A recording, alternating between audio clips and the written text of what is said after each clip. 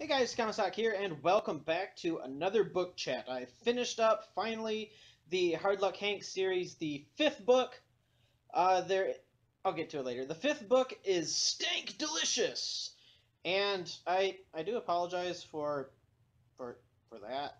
I'm having a hard time finding stuff. I tried to put this poinsettia here to get rid of that light, but anyway, that's neither here nor there. So Stank Delicious.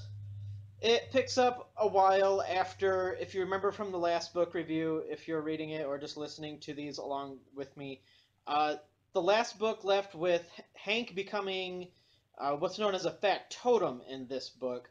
So what that means for Hank is he's like the he's basically back to where he was. He's the mediator, negotiator type guy between the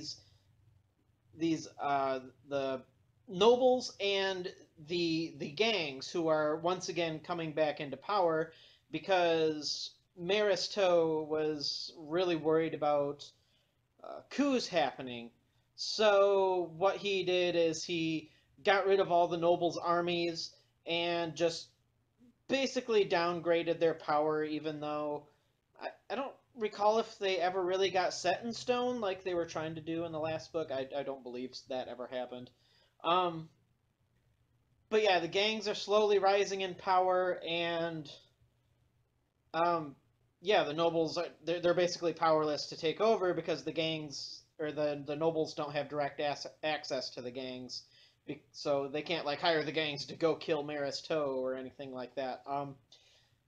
Again, I was a little disappointed. Maristow, he kind of got built up in the last book, like he's going to be a big player, but the whole book, Maristow is like it describes what life is like under him, but as far as like having any interaction with Maristow, there's absolutely none of that. But I guess that's okay, but it kind of reminded me of when the Civil War thing happened. Uh, like they just kind of gloss over it and then oh yeah, that happened, and we're just gonna move on. So um I guess I really don't care because Maristow coming into power isn't nearly as significant as a galactic civil war. But so a lot of the key players are back. You still have Hank is still living in his house with Cliston, his butler, who is getting 15% of his income. If I didn't say so last book, Cliston is an awesome character. He's a Dreadaled, which in this universe, the Dreadaled are just the machine people, and they basically more or less live forever. And Cliston's kind of a wise ass, and he's sarcastic sometimes, but like you can't tell if he's really being sarcastic because he's a machine. You can't tell if he's joking or not. So Hank ends up getting this job because I'm skipping ahead a little bit. He ends up getting this job play this sport called glocken, which was briefly mentioned in the earlier books, and there's kind of a double thing to that. There are glocken players just mysteriously going missing, so Hank is kind of hired to be both a defender in this game, which I'll describe in just a second, and to look for these players who are just randomly disappearing, and it's clear that something happened because after they vanished, all of their stuff is still like laying around like they were actively living there. They didn't just up and walk away or retire or anything like that. As far as Glocken goes, I'm not absolutely positive I understand a lot of what's going on in that game. So from from my gathering, there's either 8 or 9 lanes, and it's kind of set up like a football field. So you have one team on offense and one team on defense, and the there's this token in every single lane, and every single lane is divided up into weight class. So like the lane 1 people are much lighter than the lane 8 people, and the token gets heavy. Excuse me, heavier and heavier and heavier as you go up. Like the lane 7 token, I think, was 1,000 pounds. So you get like these huge lumbering beasts that like anything in the galaxy can be a potential player as long as it has like half a mind to grab the token and move forward. Or if you're on defense, just smash the other guy into the ground.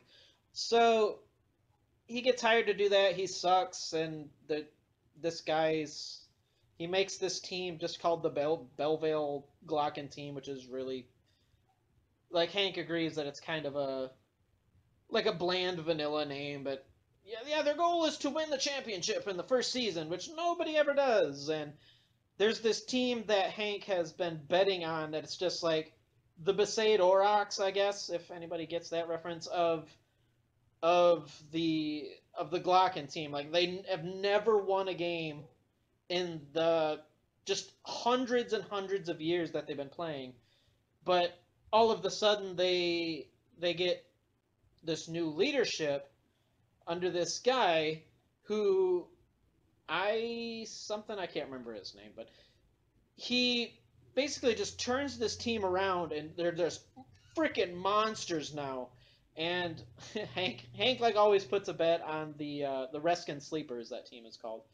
And so Hank puts a bet on him, ends up winning like 40 million credits or something like that, which is an absurd amount of money. Um, so there's kind of a question like, okay, where the hell did this come from? These guys haven't won a game, and there's suddenly new leadership, and these things are freaking monsters and just murdering everybody.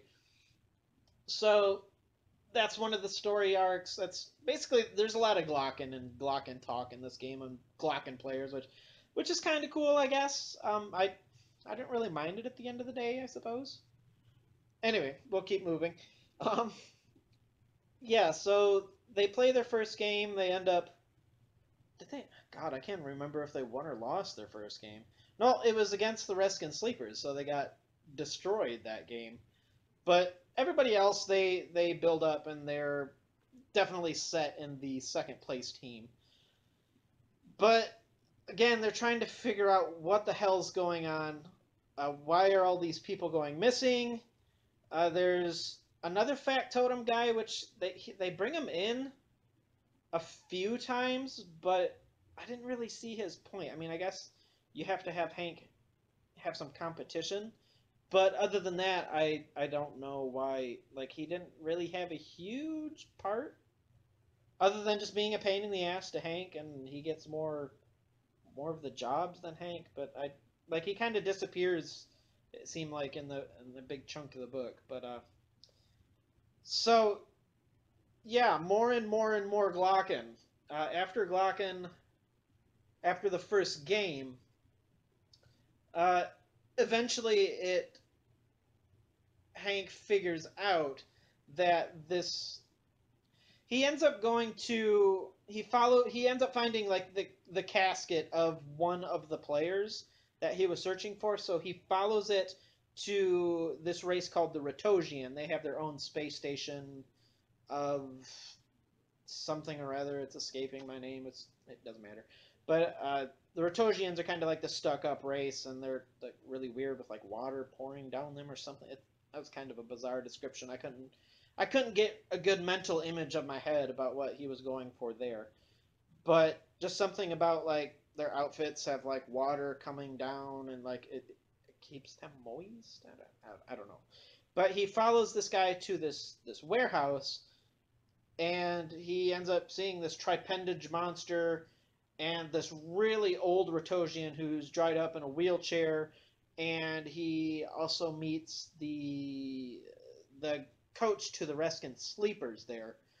So he's kind of wondering, okay, what the hell's going on? And then the guy in the dried up Retosian in the chair, like he flips a switch or pushes a button, and like all of a sudden he's in a different room, and then he somehow gets back with only this big monster and the coach for the Reskin Sleepers, and this guy in the wheelchair just magically vanished. So Hank gets a little bit pounded into the ground, but he just eventually he realizes he has this gun thing which he got from a Retosian. It was like an assassination attempt. Like they wanted the Retosians. It turns out he got it through a third party. This mission to get the skin of the guy who hired him in the first place to do all this glocken stuff, because that guy is like a level 8 mutant or something, and he's got this telekinesis is that right? No, telekinesis is,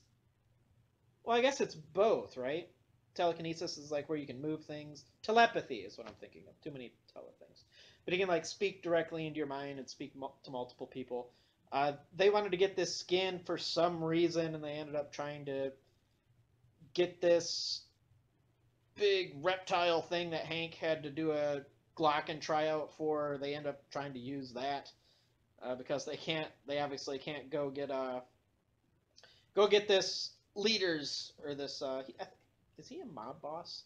I think he was kind of like one of the gang bosses too. So he had a lot of power and a lot of money. So what the hell? Might as well start a Glocken team. Um, so yeah, there's that, and there's this gun. It's it's kind of sentient. I think sentient just means you have like your own intelligence, right?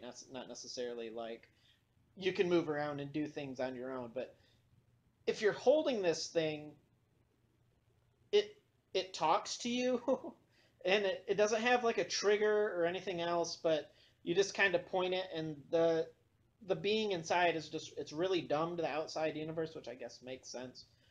It's a Rotosian pistol that you just point and you just say, "Hey, shoot that," and it just says bang, and then it fires like this condensed mound of gravitrons or something. They explained it in the book, but it's just kind of weird. It didn't make any sense to me over my head. um, but but yeah, that's how that works. It ends up kind of putting Hank out of commission for a little bit. He tries to bring this skin over to these guys in cloaks, and they just use gun, as Hank names it. Very clever. Uh, Shoots him in the eyes, and he's like, "Oh God, I can't see anything," and he just ends up picking something up. And uh, being a player in the Glocken team called like a twist, he just spins around and chucks it blind and ends up flattening one of these guys, and that's how he ends up coming across getting Gun. And Gun is fairly useful through most of the book. So we'll skip ahead a little bit to, wow, what to talk about. If I keep doing that, I'm sorry. I just noticed I'm doing that. So, man, where to go next? There's just another team. Eventually, in the book, they have to play the Reskin Sleepers again, but it they learn at some point. If you remember the Ankh from a book, or the Ankh, if you remember the Ankh from a book or two ago, they're described as the financial wizards of the universe. They have this big long formula, and actually one of the variables to the formula it's not even a variable. They set it as a constant. So somehow based on the Reskin Sleepers losing every single game, that is a fixed thing in the economy. And if they start winning, uh, it's going to start screwing up the currency. And if they win the championship, the economy is just going to go into a complete meltdown. The currency is going to be essentially worthless. And yeah, which I didn't really understand that. It just seemed like they were kind of throwing that in there. Speaking of throwing it in there, I'll just say there's like a weird sex thing that they keep trying to put into the books. Like they did it a little bit last book where Hank had to drink this stuff, or he did drink this stuff, and he just became a horn dog, I guess, while he did it. But there's like forced nudity in the locker room for the Belleville team, and there's like this lady who keeps asking Hank to have sex with her, and eventually Hank agrees, but he goes in there and it's like there's Garm, another guy from the team, this girl Kit, and him, and he's just like, no. It's like I don't know why they keep throwing. I didn't really think any of that was funny or even really amusing. It just kind of seemed like they were throwing that in there just for the sake of having, ooh, naked people, yeah. No, I didn't really care for it. It just kind of seemed like a book filler to me. But so they, skipping forward, they learn that the coach for that team is actually Naked Guy. He's back. If you remember him from I believe it was the second book or the third book. One of the two. He was the guy that ended up getting disintegrated. He was from billions of years ago, and he's basically like a god. He is the one. He's doing this to try to cause the collapse of the financial system, and he's got another plan. Something about he's trying to he's using all these portals that are around Bellevale to it kind of I'll get to it in a little bit. It's okay, they go to play the Reskin Sleepers again, and they're just freaking absurd monsters. Like there's this miniature guy like half a millimeter tall. He gets on the scale. He's 2,500 pounds. In the 8 lane, there's this gigantic freaking monster who actually during the game he doesn't have any interest in the game. He like goes over to the stands, climbs up the wall, and just grabs people and just nom nom nom, and like everything just falls out of his mouth. And oh, okay, that's it. He doesn't give any crap about the game. But in like the second half, I believe he just picks up Hank, who's he's somewhere between 2,500 and 3,000 pounds, of just whips him into the stands. Hank crushes some people. He picks up the rock guy. I can't remember his name off the top of my head. 15,000 pounds, just whatever. It's like, and they have to fight this thing off. And another rule for that game is like the 8 lane can block like further lanes down. And it's like I don't know why the 8 lane wouldn't just destroy everything. But yeah, he was trying to put together these super mutants to win and then throw the financial system into crisis. So how they ended up doing that is all of these players that were going missing, they learned very late in the book that the cloning chambers are back. And what they're doing is using the genetic material of all of these people and kind of just like merging them together to make these absurd super mutants. And he tried to win the tournament that way. And the originals apparently go missing, or that's kind of an open-ended thing in the book. I mean, there was the initial guy that they found in the casket who was apparently the original, but all the other people like Kit ended up going missing, and just many other of the Glocken players ended up disappearing. It's assumed that they're dead. It makes a brief passing like, well, they're probably dead by now. Uh, yeah, so they were just being cloned. I don't know if they were like trying to make an army because they had all these clones at the end of the book that Hank had to fight off. And it turns out that the Reskin Sleepers didn't win because they had a big plan to not make the Reskin Sleepers win, but not make them lose either, which I'll leave that out intentionally. That's more of an interesting storyline. But they all escape from the stadium. They have Naked Guy with them, who goes by oh God, what is his name? Elon something. I already forgot what that is. But it's all of the races know of this, and he like it's a myth or a legend, and every single race knows about him. But he's not the same in every race, so it's kind of confusing there too. But anyway, Hank ends up buying this spaceship in the fear that his currency might become worthless, so he's invested in that. They take like 12 portals. This guy is stuffed in a giant duffel bag. I'll just throw that in there. This super smart being that's been alive for billions and billions of years is thrown into a duffel bag. Like, he apparently has no power, I guess, but he's able to set up all this weird stuff to try to mutate the entire system. He ends up getting nudged out of the back of an airlock of Hank's ship and just sent very slowly on his way in a bag. He doesn't even care. He just kind of shrugs it off. The only thing that else I can mention about it is there was this. They weren't able to stop whatever mutant turning everybody into mutants plan that he had. So all that really gets mentioned there is like there was this heat wave that actually killed some people, but not everybody. But it seems like the mutagen is going to take a while to take place, or maybe it didn't do anything. So that's another open-ended part of this book. Um, so yeah, I suppose that's really all I want to talk about. Right at 20 minutes too. So it's it's okay. It's a little bit different. You can see the we're coming all the way full back circle, like back full circle, like I kind of mentioned in the last book, where the gangs are coming back into power like they were in the beginning of the series. The next book is going to be called Robot Farts, but I think if you go to bellevale.com, it kind of goes over the series. I have it up on my computer, but I can't really see it. I can see the cover, but he says Stephen Collins says it's not going to be released until he's going to get it out this year, or he's trying to get it out before the end of the year. So I guess that's only a couple of weeks. I may have to come back to it though. I might not do any of these through the short work weeks. I haven't decided yet.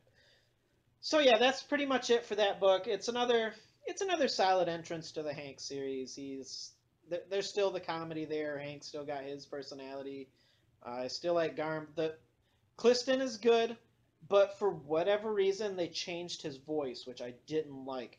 They used Liam Owen just had his own voice for Cliston, but in this book they gave him more of a mechanical voice, and I didn't really care. I mean, I understand that he's a Dreadaled, but I think Liam Owen did very well in the last book with Cliston's voice without having to do some weird robotic thing. I mean, we understand he's a robot, but I think it's rated on Goodreads right along with all the other books, 4.22 or so along that, which is a fair score if you're a fan of this series. It's a good entry to the series. So that's my opinion on the book. This is Takamasak, and I'll see you later.